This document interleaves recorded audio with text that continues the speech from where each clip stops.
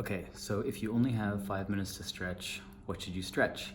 Well, whatever's tightest and whatever you know how to stretch the best. If you have a sedentary job or just sit a lot anyway, and do something with your arms in front of you, which we used to call keyboard posture, and now you might just call smartphone posture, but you could also call it ceramicist posture, or even like chopping broccoli posture, having the arms in front and the shoulders rotated in. You will likely be tight in the front of the shoulder or chest. You'll also likely be tight in the abdomen if you don't have perfect posture when you sit and you tend to slouch forward a little bit, or even if you stand and tend to tip forward. You can also be tight here if you spend a lot of time seated where the front of the hip is closed and the hip flexors are shortened. Same thing with the back of the leg or the hamstrings. If the knee is closed from sitting, the hamstrings are in a shortened position.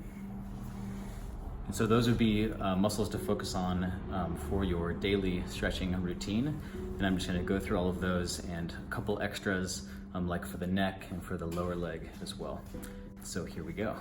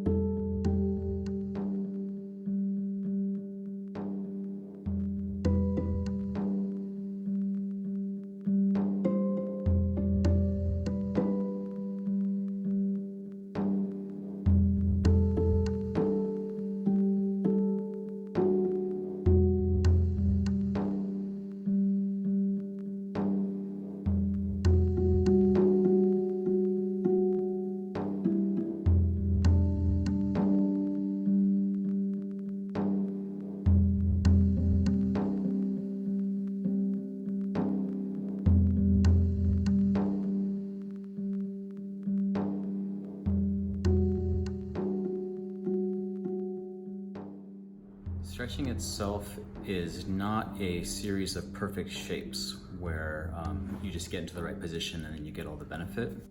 I like to think of each stretch as a concept where there's a physical reality in your body, say of high tension somewhere, and then we're trying to decrease the tension in that area by taking the opposite ends and moving them a little further apart so that we can then lengthen what's in between, which is the muscle or a series of muscles plus the connective tissue around them, which is fascia, tendons, ligaments, and skin, and also the nerves, which are embedded in the soft tissue.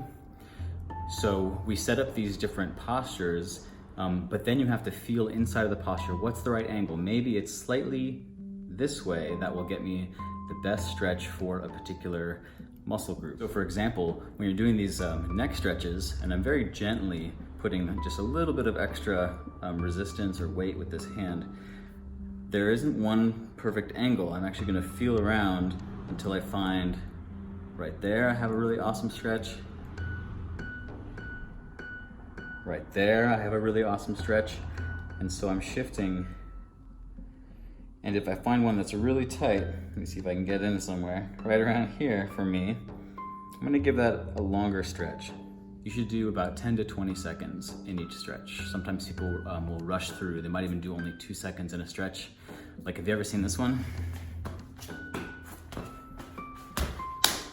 Good to go. No, 1 second quad stretches do not mean that you're ready to work out.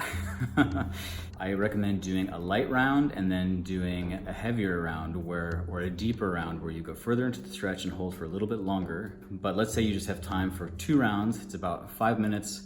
You could take 5 of these stretches that I just showed and do those. And within a few days or a week or 2, you should start to notice some flexibility increases. And then of course, there's a lot more stretches to do and you can start to add on over time.